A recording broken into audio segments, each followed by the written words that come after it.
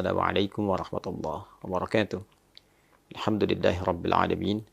Wassalatu wassalamu ala rasulillahil karim wa ala alihi wa sahbihi ajma'in wa ba'd. Saudara-saudariku, semoga kita semua senantiasa diberikan kesehatan oleh Allah Subhanahu wa taala, kemudahan dalam beraktivitas dan keberkahan dalam menjalani seluruh kegiatan kita, sehingga dengan itu kita berpeluang mendapatkan bekal terbaik yang dapat kita bawa pulang kepada Allah Subhanahu wa taala demi meraih rahmat dan surganya insyaallah.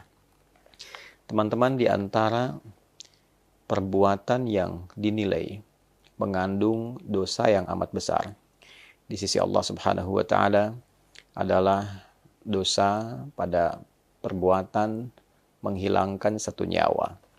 Dalam bahasa kini sering disebut dengan pembunuhan.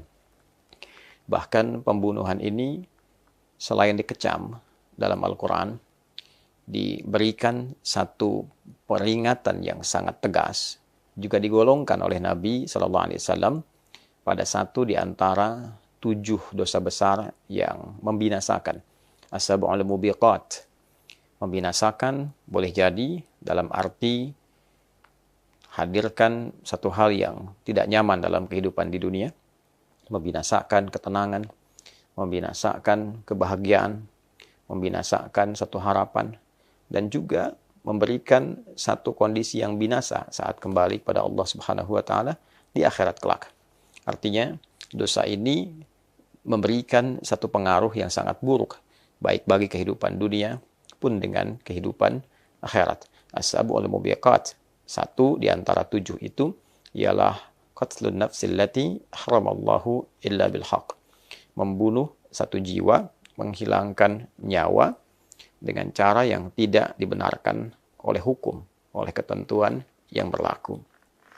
Di dalam surah ke-17, surah Al-Isra, di ayat ke-33, dengan tegas Allah Subhanahu wa taala memberikan satu larangan yang sangat keras tentang dosa ataupun perbuatan yang dimaksud, pembunuhan, menghilangkan nyawa seseorang.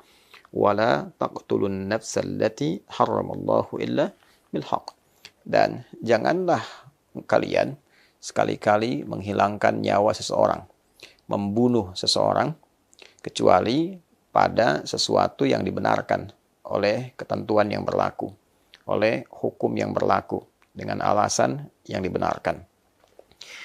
Bahkan dalam satu kasus di Quran surah keempat An-Nisa, di ayat 93, jika korbannya adalah korban dari satu pembunuhan berencana, bahkan dia adalah sosok yang beriman, seorang muslim, seorang beriman pada Allah Subhanahu wa taala, maka terdapat 5 ancaman bagi pelaku pembunuhan berencana yang korbannya adalah seorang muslim atau bahkan orang beriman pada Allah Subhanahu wa taala.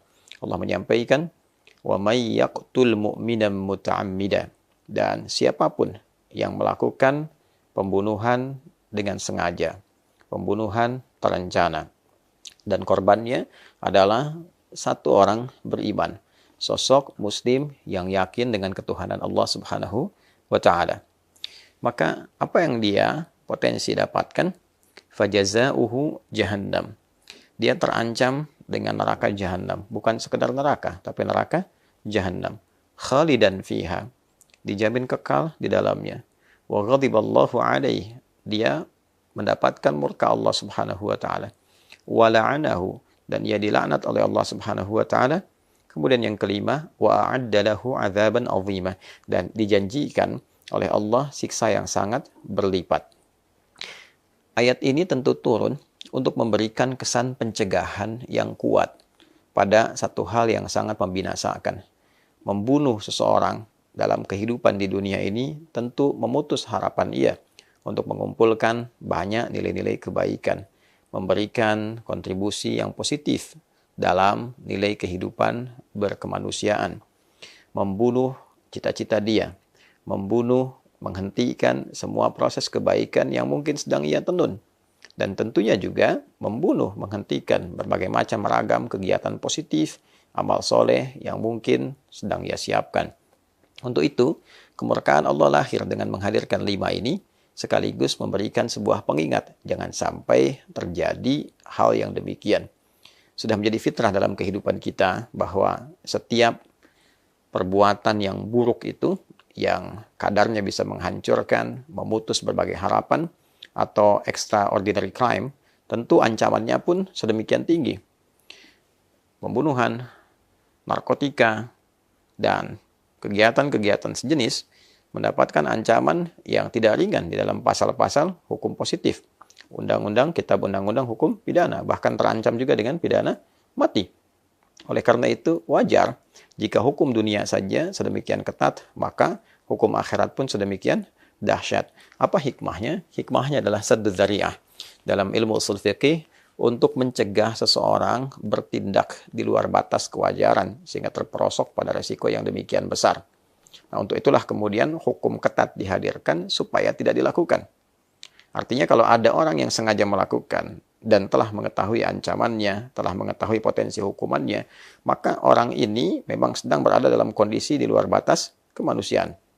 Untuk itulah bagi kita yang berkehidupan, hadirnya ayat-ayat ini, hadis ini, sekaligus juga bahkan pasal dalam undang-undang yang kita dapati di negara kita, Negara Kesatuan Republik Indonesia, dalam hukum positif, kitab undang-undang hukum pidana, memberikan sebuah langkah pencegahan kepada kita, memberikan satu gambaran perisai kepada kita agar tidak terjebak pada perbuatan-perbuatan yang bukan sekedar merusak, tapi dapat menghancurkan masa kini dan masa depan.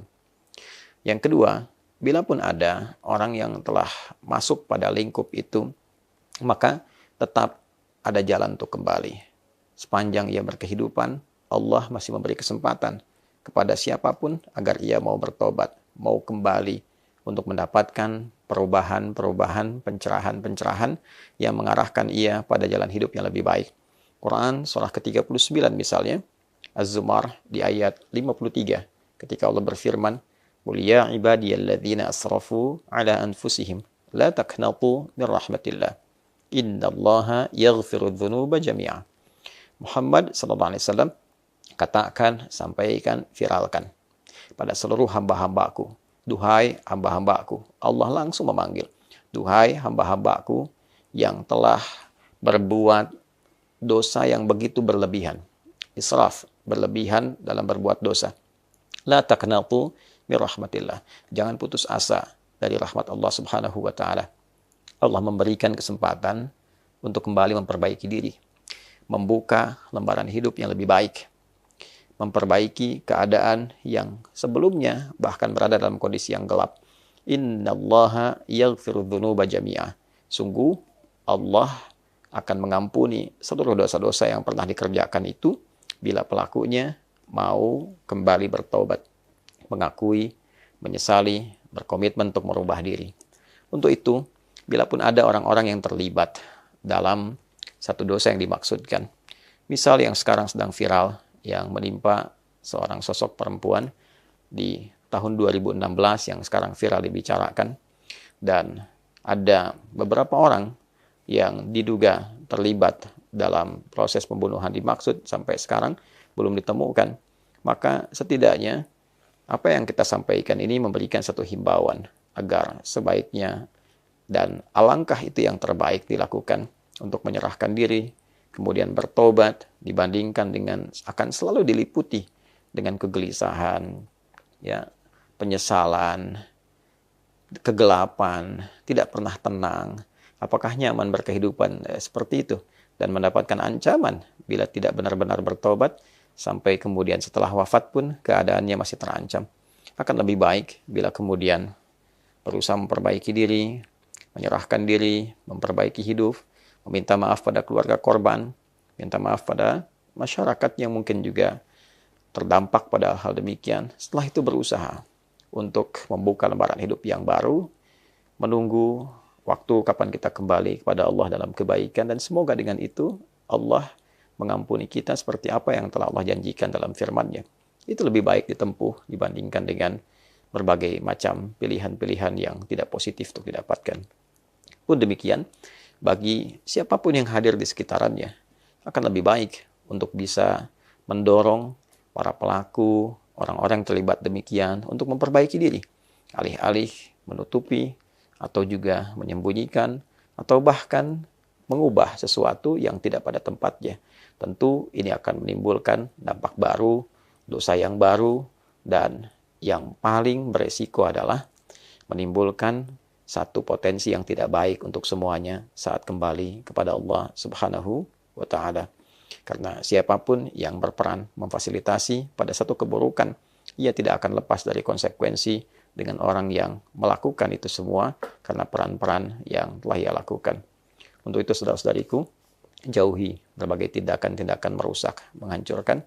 Jangan sampai terjadi, apalagi seorang muslim yang menghilangkan nyawa orang lain. Dan bila pun ada yang terjadi hal yang demikian, segera bertobat, segera perbaiki, segera kembali pada jalan yang benar.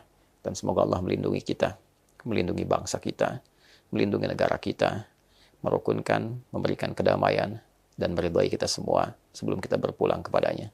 Semoga bermanfaat. Adi Hidayat. Assalamualaikum warahmatullahi wabarakatuh.